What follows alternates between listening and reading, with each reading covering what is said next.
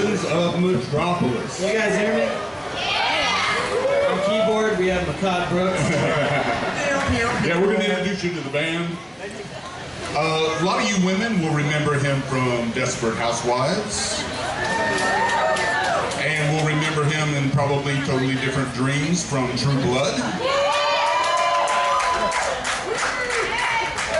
Some of the men will remember him from Necessary Roughness. What? I watched that by myself. Wasn't Scott Bakula in that movie? It wasn't a movie. That was Unnecessary Roughness. You're thinking of something else altogether. But he is our newest James Olsen from Supergirl, Mehcad Brooks. Thank you guys. Love you. And the best, Jimmy Olsen. Don't say that too loud. I think Martin Thor's here somewhere. We're still waiting on the red hair and the bow tie, but you know, I cut the hair. It's too hot for a bow tie. That's it. If I do this in the spring next time, I'll do the bow tie. Also, we also have a lot of people will remember him as Carlisle from the Twilight Zone. And as the kind and gentle and thoughtful doctor on Nurse Jackie. So please make welcome Mr. Peter Facinelli. Did I get a vote? And I'm going to ask the first one. Since Supergirl has now officially moved from CBS to the CW, a lot of people immediately thought, well, they're going to change everything. I don't know how many spoilers you are allowed to give, or even if, because you're on hiatus, if you've even gotten too deep into the season. Is there any major changes that you are allowed to tell us that moving from the first season to the second? I think Supergirl, they're going to cut the CGI and you're going to actually see the strings now. Yeah. So she's just going to jump off the buildings and fall. So it's going to be more exciting, actually. She doesn't fly anymore. She just falls. Just like a rock. She falls with grace and style. Yeah. No, in all seriousness, no. We're actually going to be gaining some things. We'll be gaining some crossover potentials with the Flash, with tomorrow, with the Arrow universe. We're going to gain more than we lose, actually. And Superman. And Superman is going to show up. Yeah. He's going to come pay us a visit up in Vancouver. And since it's such an intimate group, it's just between us, you can tell us who's going to play Superman, right? We already know. Yeah, it's actor named Mehcad Brooks. Christopher Walken. I am Superman. That would be Christopher. Superman. Yeah, today. Today I'm gonna save the world. Girl. And you can call me Christopher Flying now. In my town. It's Lex Luthor. Yeah, it's all good. So going from Carlisle. Christopher Walken out there. I don't like Maxwell Lord at all. Smallville. What's the actor's name? He bugs me. Yeah. I think he's going to be Superman. This one's from Odd. Yeah. In the episode where you were actually the hero, Kara lost all of her powers. Right, human for a day. Okay. You were up on that elevator. Was that you or was that a stunt double? Oh, that was me, buddy. Oh. You must have been sweating. What's that? You must have been sweating. I was crying. Yeah. Yeah, there was plenty of fluids coming out of my body. It was bad. So I thought it was all green screen. He's about a foot up. No, that's not true. Not true. He wasn't even there that day. And he was still sweating. He was not there that day. It was a foot. One foot up the ground. It was a 45-foot drop, and it's a true story. 45-foot drop, and I was like, yeah, I do this. Yeah. I did it twice. I was like, take me down. Take me down. I have a great stunt double. He's amazing. He did it like 11 times. I did it twice. So. Can we tell the story now? Has it been enough time to tell that story or not? You know what I'm talking about? Yeah. Okay. So real quick, we don't have too much time. This isn't a question, but I gotta tell you, it's funny now. It's why we're such good friends now. Now, yeah. Time has passed and he's forgiven me, but. Do you guys remember the scene where I have him tied up in the chair? And so I'm swinging this wrench around. This Yeah, wrench huge is like, wrench. It was real. huge wrench. And so on the day, they were supposed to use a crowbar, but then they thought, no, a wrench would work better. So they didn't have like, usually they use like a fake like wrench. But because they swapped it out for something else, they had a real wrench. Heavy. And we were shooting this scene for a couple of hours, and I guess my arm was getting a little tired. And poor Mehcad's sitting in the chair, and I'm swinging it around, you know, threatening him. And I go to switch it from one hand to the other, and it slides out of my hand, and it boomerangs around and catches him in the knee. Right. And Mehcad goes down. He didn't cry. He didn't cry, but he went down. Down goes Olsen. And it was handcuffed. I was like, really? This is supposed to be make-believe. And so they actually had to shut production down. He went to the hospital. I felt horrible. I was calling him, you know, texting him. He was like, "It's okay." And he was out for like 2 days, right? Yeah, it was all right. I mean, I was limping for about 11 months, and He walks with a limp now, but it's a character thing. yeah, you know. Now when you see him limping, you know why. It's cool. It's cool. It's cool. But it was all good because it was his birthday the next week. So what did I get you for your birthday? For my birthday, he came by my trailer and gave me a gang of like a variety pack of A wrenches. set of wrenches. And I said, if you ever need a day off, call me. So, if you want your kneecaps broken, somebody owes you some money, you see Facinelli over here. All right, we got Supergirl's over here with another question. What was it like whenever you were on the set on Twilight? Well, it's mostly... It was a lot of fun. Oh, him. I mean, we shot in all different locations. First movie we shot in Portland, Oregon. Second movie we shot in Vancouver. Third movie was Vancouver, and fourth movie was in Louisiana. So the house that you see in those movies was like a traveling house. They kept rebuilding it in different places. The first house was actually the real house, and then they used it. They kept building this house in different locations. But as far as filming, it's like every other set. So usually the actors get together, and then I say something, they say something, I say something, they say something, then they call cut, and that's the scene. But I mean, as far as the other actors, because we did 5 movies together, it became like a family, and I love them to death. And then, like family, when they leave the house, you never see them again. But they still take my texts, and they'll always be family to me. Speaking of Twilight, can you tell us the process that brought you to that? Did you seek the role, or did they come to you? All right, you want the long story or the short story? Right? We're here all weekend. Okay. I'll tell you the long story. So they sent me this. They called me. They said, "Hey, do you want to be in a vampire movie?" And I said no.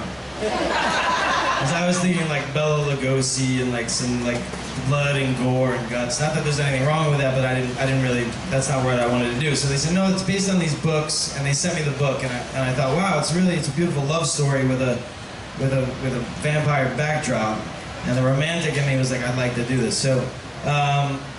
So I went in and I read for it with Catherine Hardwicke, which was a fantastic process because Catherine actually read with me, and we read the scene where I'm hovered over Bella at the end of the first movie, and I'm like have my hand on her thigh. I'm trying to stop the blood. So Catherine was laying on the floor, and I have my hand on her thigh, crouched down on top of her.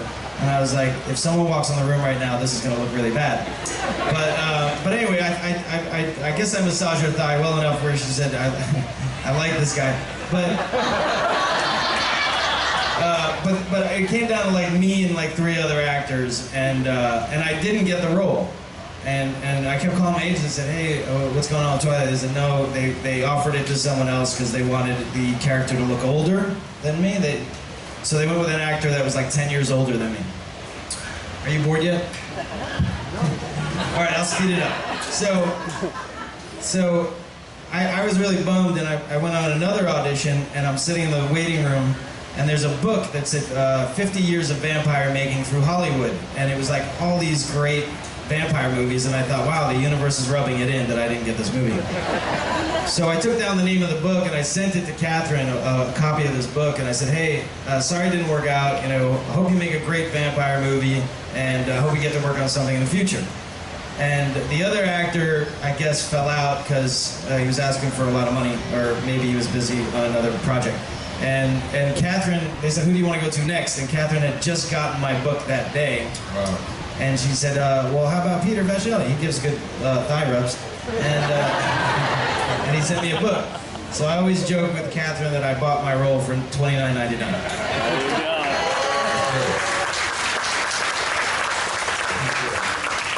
We have another question right over here.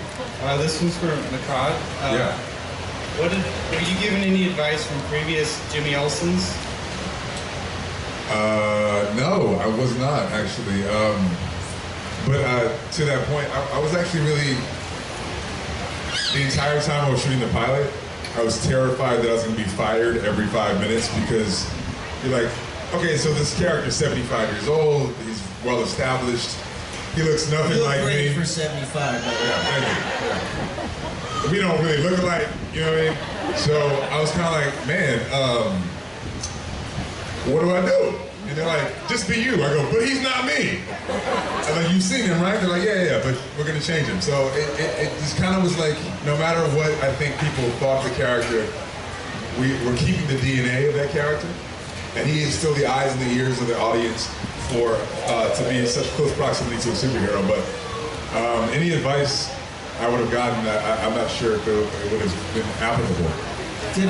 Did you read for the role? I did. And I rubbed Greg Berlanti's thigh. So when you, did you? No. Did you send him a book? When you read, I'm sorry, I'm taking over the questions because I'm curious now. When you read for it, did you go in thinking I'm going to play him kind of nerdy and quirky, or were you just like, I'm going to go and be me? Well, here's the thing, because like Did you go in there with glasses and a bow tie? No. So I grew up as a huge Jimmy Olsen fan and a huge Superman fan. Period.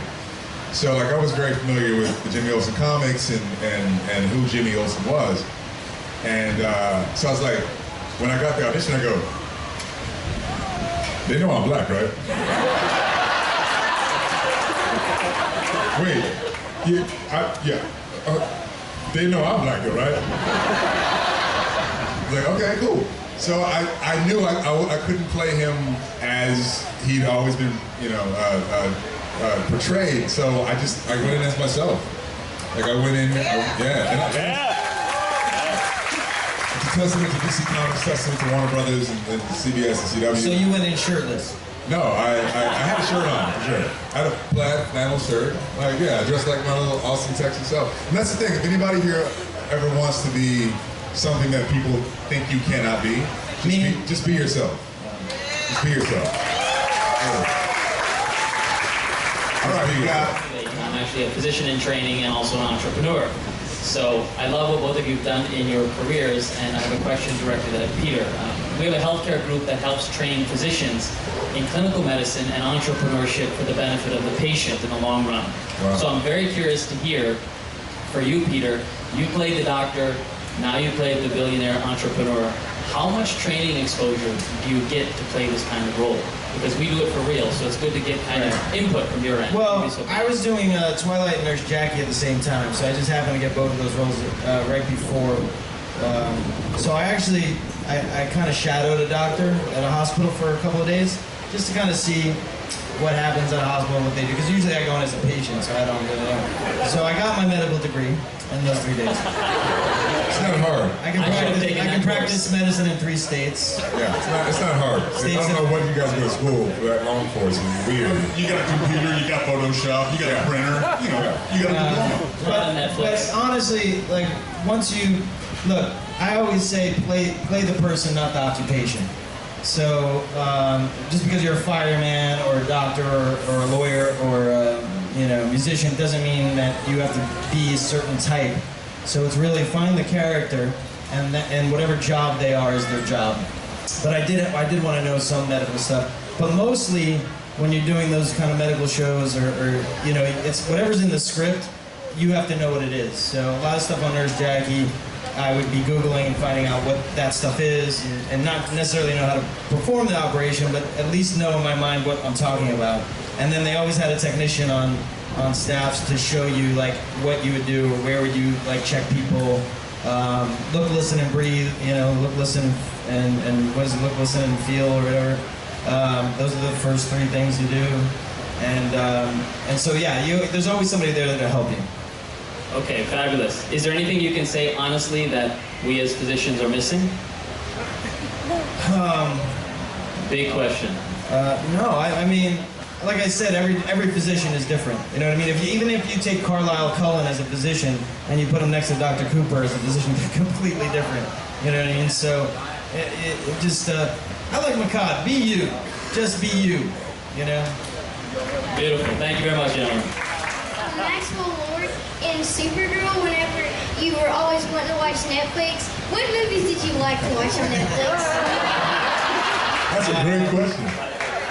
Twilight, Nurse Jackie, and, True Blood. True Blood. Those were my first 3 go-tos. Supergirl, Superman. Mehcad's already said that he's a lifelong fan of Superman, the comic books. Peter, did you have any introduction to these characters, to this world, to the DC universe, or even the Marvel universe before accepting the... I grew up getting Spider-Man comics. That was my favorite. But as far as Superman, I mean, everybody knows Superman movies, and I've watched them all and been a big fan of the comics. Supergirl, I mean, I didn't know that world as much. I had to look up Maxwell Lord because I didn't know, who he was, but there's so many different variations of Maxwell Lord in the comics. This was the first time he was being portrayed live. So luckily I got to build my own, presentation of him and not have to like say, well, should I go off of somebody else's? But I mean, I like Maxwell Lord. I think, he lives in a gray area, which makes a lot of people think. Everyone's like, he's a bad guy. I'm like, he does bad things for the greater good.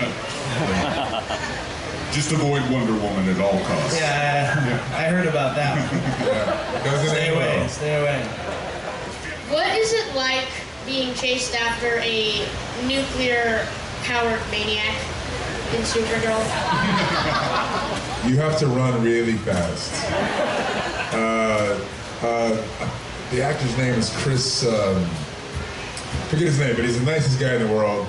He didn't hit him with a wrench or anything. So. No, he didn't hit me with a wrench. Okay. But one of the nicest guys in the world, and so it's kind of funny, like a lot of times you see these villains on TV, and they're just really cool people, right? And like they're just really nice people, so it's like we're like talking about whatever, he surfs and the whole thing, and we're just kind of talking, having a good time. And action.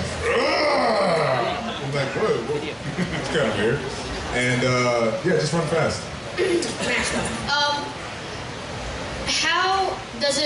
How do you feel, like when you watch yourself in the last Twilight movie, how do you feel knowing you get your head ripped off? Honestly, I got a little teary-eyed. I really did. I grew to love that character, and watching my head in someone else's hands, it's, I know, it was just a dream. But when I first read the script, I was like, oh man, they killed me. And I thought, I don't get to do it, because all the other actors had this great battle sequence, and I was like, I don't get to do any of the action, because I'm dead within the first, 3, seconds. But it was sad watching, even if it wasn't me, it was sad watching that character get his head cut off. I remember taking my daughters, and one of them started crying. I don't know if it's because their dad had their head cut off or because that character had their head cut off, but it's always sad. I've died a lot of times, but never had my head cut off.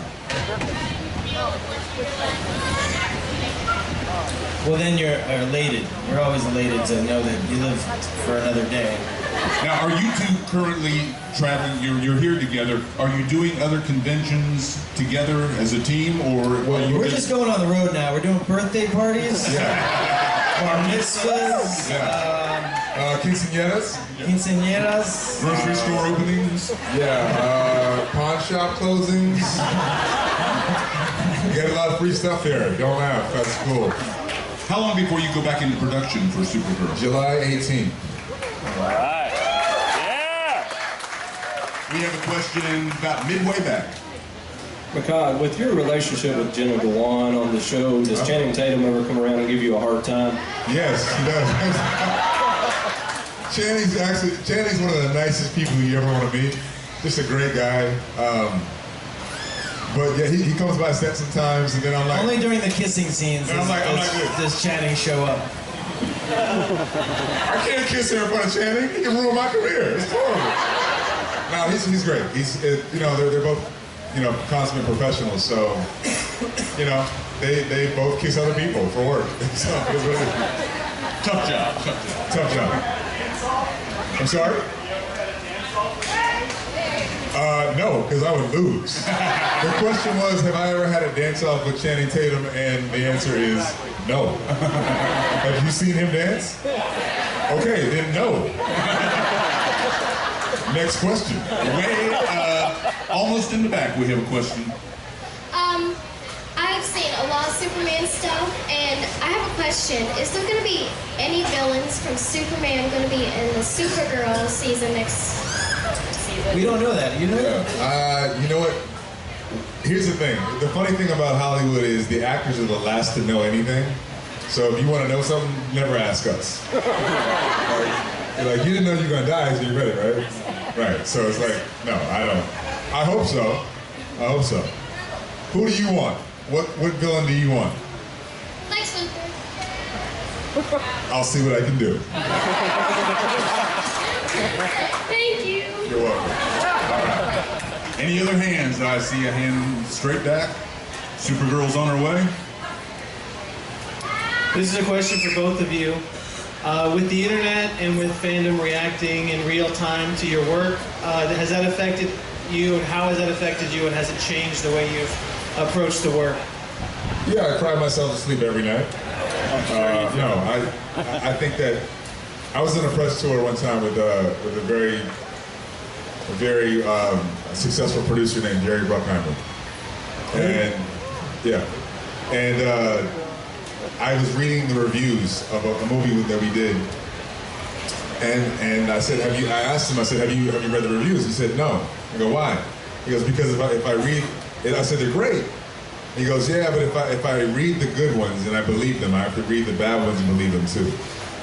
So he just sort of stayed away from it. And at the time I was like 25, 26 years old, and I was like, you know what, that's a great idea actually, because I can't just take a part of it and think that that's the truth. So I kind of just stay away from it. I Google myself at least 5 times a day. What I really like to do when I'm feeling good about myself is to read the comment section. What everybody's saying about me. Yeah. A lot of people don't realize how much time and effort goes into filming just a brief moment on TV. Actually for both of you, what is the general time, many days it takes to film one episode? And for Peter, is there a distinct difference between filming for the theater and filming for TV? Well, I'll take that first one. No, I mean, if a plumber's fixing a sink or a bathtub or a toilet, he's still doing the same work. So, I mean, as an actor, whether you're filming for television or film, you're doing the same work. It's just you guys are watching it on a different venue. But I mean, is the time frame different between films? The time frame is different. I mean, TV, you're shooting what, 8 to 9 to 10 days? Well, I mean, most shows shoot 7 to 8 day episodes. We shoot 10-day episodes, and sometimes we shoot 2 or 3 at once, which is really, really hard. Out of sequence, yeah. So basically like this. Okay, so imagine going to work at 5:30 in the morning on a Monday, and you leave about 7 p.m., and all you did that day was get about 6 minutes, maybe 5 minutes of the episode done? Yeah, buddy. Yeah. That's what I said too. I'm like, whoa, really? 14 hours. Well, in film it's even worse, because in film you're shooting like 16 hours and you're doing like 2 to 3 minutes of filming. Right. It's crazy. So, I mean, the film process is slower. because they're getting more camera angles and it can be. They take more time. Yeah, it can be slower. But TV's it's faster. I mean, you could do like 6 to 8 pages a day, where on film you're doing like 3 to 5 pages a day. Which I think as an actor sometimes is more fulfilling because you can take your time. You know, TV it's just like even if you didn't like what happened, they got to move on. It's a lot of waiting too. We sit and wait a lot because they have to move lights around. So I think the hardest thing is keeping your stamina going for those 17 hours because it's like you're going in the ring and then you're working for a minute or two. And then you're sitting for like 10, 15 minutes. Right, and you got to get that energy to keep going. So a lot of Red Bull. So that's when you Google yourself and read the comments just to keep yourself. All right, another question. I see you again back in the back. Hello. So in the pilot episode, I might be wrong, but I don't think you guys say Superman once, except in that beginning sequence, like the introduction. Were you not allowed to say Superman in that episode? No, we're allowed to. We just, I asked that question too. I thought it was kind of cool that we just alluded to him, but at the same time, it's Supergirl's show. You know what I mean? Like Superman has a lot of fans. We were trying to build Supergirl's universe, right? We're trying to. It was her thing. So we don't want to we want to borrow Superman's fans, sure. But we don't want to base it on that, so we try to build the myth of Supergirl. So once you start having Superman in it too much, then it becomes Superman, right? Or Superman and Supergirl. So I think to keep it focused on her, they kind of just alluded to him, kept him in the shadows. And it's time to be focused on a female superhero. It's like it's way past time, really. Did they express to you that they had made a distinct decision to make Supergirl lighter than the Arrow universe? And you know what? I think it has a lot to do with the fact that our writers and our creators grew up from the Richard Donner, like Christopher Reeve's Superman films. And those were like light romantic comedy, kind of like, feel-good movies, but also with like super heroics. Like you could actually take the heroics out of those movies, and it's a workplace comedy and like, an awkward, love story and all these different things. Fish out of water type thing. So I think that they wanted to keep it, just light and fun, because there's a lot of darkness out there. We want to bring smiles to the world. Okay, yeah. That's good. Walking back up to the front, I have my own question. It's my favorite question to ask all the celebrities that come here. Are there any practical jokes that go on set?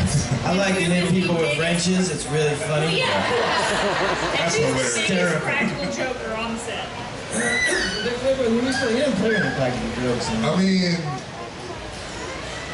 we laugh a lot, but when you're at work, there's a lot of work to be done. So right.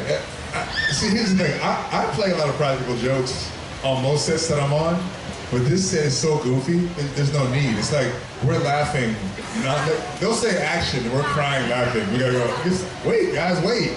So it's kind of like this set doesn't actually need a practical joke because it's just so fun. It's really a lot of laughter. It's a good group of people. Yeah, it's a lot of laughter. Good group of people. Like, I don't even know how we get serious scenes done sometimes.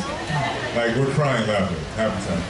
Now, we know a whole lot of people in here are waiting to get autographs, so we've got to get both of these men a break. Wait. I want to tell can I tell one more story? I'm still going to take a couple more. This is a good story. Yeah, sure. I'm going to ask myself a question. Have you ever been to Metropolis, Illinois? Yes, I have. I've been to Metropolis before. 14 years ago, I did a road trip from New York to LA. And I had an RV, I was with my ex-wife and my little 5-year-old daughter. And I saw a sign that said Metropolis, Illinois, hometown of Superman. I said, we have to stop there. And so I pull up with my RV. I don't even think it fit in town, but because it was a really big one. And we went to the museum, and I'm super excited, and I'm really giddy. And I walk in with my little girl, and I said to the guy behind the counter, I said, hey, got a super bathroom for my super little girl? And he looks up, he goes, try the Super 76 across the street. And I was like, that's the best line ever. And that's where I fell in love with Metropolis, Illinois. So I'm glad I'm back. All right, we're going to take maybe 2 more questions so that these gentlemen can relax a little bit before they start signing their lives away again. My question is for Mehcad. I was like, wait, hey, what? It's a ghost. I love you in True Blood, by the way. And I'm going to tell you, I have a question for you. You say you grew up with comics and Superman and all that. Yeah. Your stature, obviously you've shocked everybody with being able to play an amazing Jimmy Olsen and doing it your way. Have you ever been approached, because now all these superhero movies and TV shows, have you been approached to be a superhero? No comment. And one more. If you could be, who would you want to portray? Elongated lad. If I had my choice, Absolutely, your choice. Green Lantern. Yes! Excellent. Thank you so much. Breaking news, man. We'll still take one more, but I have a question. Mehcad came from modeling. Now, did you always have the desire to act, or did modeling lead to the career? It was kind of like same time.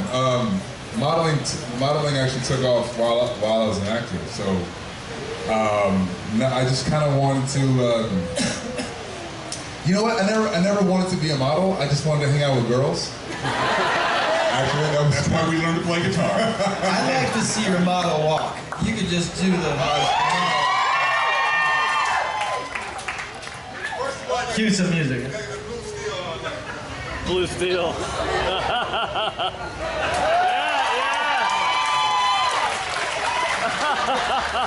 The weirdest part is people go to school for that. I'm not kidding. And they make you have a book on your head. I was like, this is the dumbest thing I've ever seen in my life. And people take it so seriously.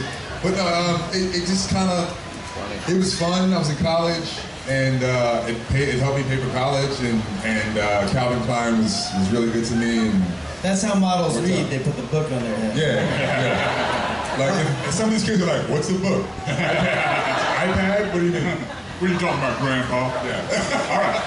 We have one more question, so please don't stink. Gotta make it a real good one. And all the hands go down. Okay, mine's. Is it a good one? What's your favorite ice cream flavor? Pressure's on. Better be good. It has to be a good question. We all have, our favorite lines or our favorite scenes that you guys have done on the show, but what are your favorite lines or scenes that you've had on the show? Oh, that's easy. So like I said, I was a Superman comic. I'm a Superman and a Batman fanatic as a kid, right? And so when I read the pilot, before I even got the role, I was reading the last scene of the pilot, and there's a moment where Jimmy Olsen says, "Up, up, and away." I freaked out. I was like, ah! Mom, look! If I can just have it, That's pretty much what I did. And then, hold on. When we were shooting the scene, it's my first day at work. First day, and I was super tired. We're downtown, it was early, and we're on this rooftop. And the director's kind of just go. I'm like, what? Nothing? And then we're doing this scene. And then I was geeking out so bad, I was nerding out so bad, I couldn't say up, up, and away. I was like, up, up, and away. Up, up, and away. No. Up, up, and away. Oh God, no. Which one? That's funny. I finally got it. I like Maxwell Lord's quips. When he always has a funny quip, sometimes he'll be in the middle of a tense scene, and say, and get me a Dr. Pepper, or with the Netflix thing, he'll be in jail and say he wants a subscription to Netflix. But my favorite was what was that tentacle thing? It's called Black Mercy. Black Mercy. Yeah. And so when it was shriveling up in the corner, and I had a line that was that's one messed up daffodil. And I was I didn't think it was gonna work. I was I don't know if I should say this. Supergirl's just coming out of this coma, and there's some really dramatic stuff. And I was say it, bro. I was I don't know if this line's gonna, and it totally worked. I was because you have to have those lighter moments in the darker moments, and so I like that he brings that. All right, let's thank these men for their time, their talent, their wit, and they'll be here all day, I guess.